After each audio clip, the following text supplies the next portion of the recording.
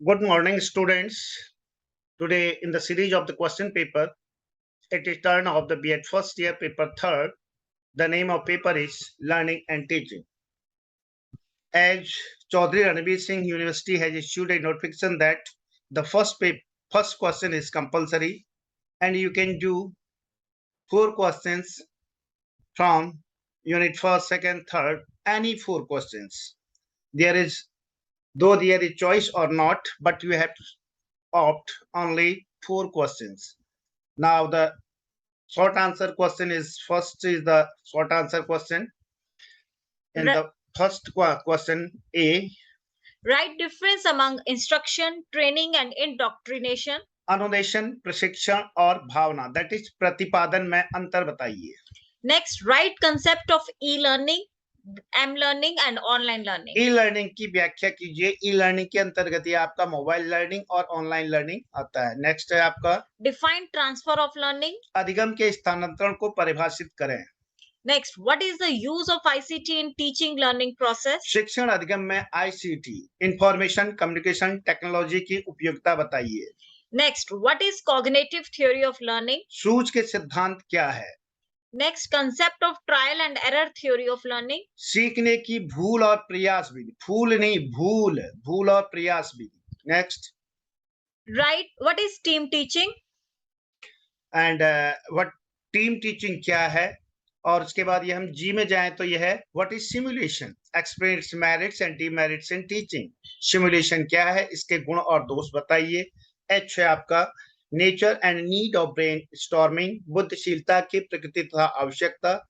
आई, team teaching की व्याख्या कीजिए. J, write short note on grading and its types, grading क्या है और यह कितने प्रकार की होती है, व्याख्या कीजिए. के, role of teacher to construct the knowledge, ज्ञान के निर्माण में शिक्षक की भूमिका. बहुत अच्छा एक प्रश्न है कि एक शिक्षक की क्या भूमिका हो सकती है नॉलेज के कंस्ट्रक्शन में, कंस्ट्रक्टिविज्म थ्योरी के आधार पर. Briefly explain Gagne's hierarchy of learning and educational implication. Gagne की अधिगम का जो थ्योरी है, सिद्धांत है, उसको लिखिए और शिक्षा में इसका अनुप्रयोग बताइए. GAGNE, don't read it as the gagne, it is the gane. G is silent in the middle. Now the long answer questions. From unit 1, define teaching. What do you mean by levels of teaching? Describe the different levels of teaching in detail. शिक्षण को परिभाषित करें. शिक्षण स्तर से आप क्या समझते हैं, शिक्षण के विभिन्न स्तरों की व्याख्या करें. Third question, What are the various phases of teaching? Describe any one of them. शिक्षण की विभिन्न चरण कौन कौन से हैं, किसी एक चरण का विस्तृत व्याख्या करें या विस्तृत वर्णन करें. Now from unit 2 question number 4. What is meant by teaching model? Explain the various elements of teaching model with reference to mastery learning model. शिक्षण के मॉडल से आप क्या समझते हैं, मॉडल में प्रतिमान. शिक्षण के प्रतिमान से आप क्या समझते हैं, मास्टरी लर्निंग मॉडल के संदर्भ में विभिन्न तत्वों का वर्णन करें. Question number 5. What are the various models of teaching? Describe in detail Bruner's concept attainment model. शिक्षा के विभिन्न प्रतिमान या मॉडल कौन कौन से हैं, ब्रूनर का समप्रतिम प्राप्ति प्रतिमान की व्याख्या करें. 6 question. Describe the meaning and need of Glazer's based teaching model. Glazer के बुनियादी शिक्षण मॉडल का अर्थ एवं आवश्यकता का वर्णन कीजिए. Now from unit 3 question number 7. What do you mean by learning? Explain its characteristics, types and factors that affect learning. अधिगम से आप क्या समझते हैं, अधिगम की विशेषताओं तथा प्रकार का वर्णन कीजिए. अधिगम को प्रभावित करने वाले कारकों का वर्णन कीजिए. 8th question. What do you mean by behavioristic principles of learning? Explain it.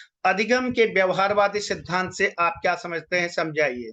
जब भी बिहेवियरिस्टिक थ्योरी आएगी, then you have to think about trial and error of Thorndike, Skinner's और स्किनर की थ्योरी ऑपरेंट कंडीशनिंग, पेवलोव की classical conditioning.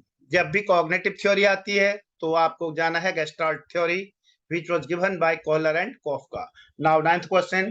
Discuss the features and implications of Pavlov classical conditioning and Skinner's operant conditioning. Pavlov का शास्त्रीय अनुकूलन और Skinner का क्रिया प्रसूत का नियम की विशेषताओं तथा मान्यताओं का वर्णन कीजिए। Next question, Explain the Gestalt theory of learning. What are the laws of learning according to Gestalt psychology? ये आपका वही कॉग्निटिव थ्योरी है जिसे हम क्या कहते हैं, गेस्टाल्ट का अधिगम के सिद्धांत क्या है और इसके हिसाब से इसके क्या क्या नियम हैं, सूझबूझ का सिद्धांत जिसे कहते हैं।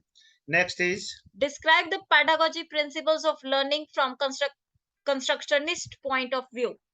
कंस्ट्रक्टिविस्ट पॉइंट ऑफ व्यू होना चाहिए, यहाँ पर निष्ठ की जगह विस्ट होगा, कंस्ट्रक्शन से कंस्ट्रक्टिविस्ट, यहाँ पर कंस्ट्रक्टिविस्ट। ओके, सृजनवादी दृष्टिकोण से अधिगम के शिक्षण शास्त्रीय सिद्धांतों का वर्णन करें। Next question, What is Flinders interaction analysis system? Write its procedures and significance in teaching learning. इसको बहुत अच्छी तरह से कर लीजिएगा क्योंकि फ्लेंडर का हमेशा ही आता है, फ्लेंडर के बातचीत विश्लेषण, ठीक है, इंटरेक्शन, फ्लेंडर के बातचीत विश्लेषण की विवेचना कीजिए, शिक्षण अधिगम में इसकी प्रक्रिया और महत्व को बताइए।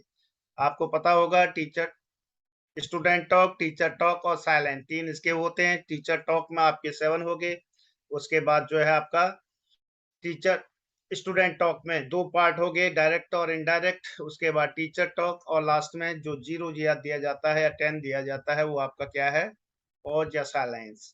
Now unit 4, What do you mean by evaluation in teaching learning process? Write its needs and characteristics. शिक्षण अधिगम में मूल्यांकन की व्याख्या कीजिए, इसकी आवश्यकता और विशेषताएं बताइए। 14th question, Write difference among formative, summative and diagnostic evaluation. यदि हम सीसी की बात करें, कंटिन्यूअस कॉम्प्रिहेंसिव इवैल्यूएशन के उसके 2 पार्ट में थे, फॉर्मेटिव और समेटिव, लेकिन इसमें एक और जोड़ा है हमने, डायग्नोस्टिक, निदानात्मक मूल्यांकन। तो रचनात्मक, योगात्मक और निदानात्मक मूल्यांकन में अंतर बताइए। Now last question, Explain the term CCE, continuous and comprehensive evaluation. सतत एवं व्यापक मूल्यांकन से आप क्या समझते हैं? Thank you. यदि आपको हमारा वीडियो अच्छा लगे प्लीज लाइक करें, सब्सक्राइब करें और कमेंट करें। The name of our channel is the educational and spiritual consciousness. Thank you. Have a good day. All the best to all BEd students.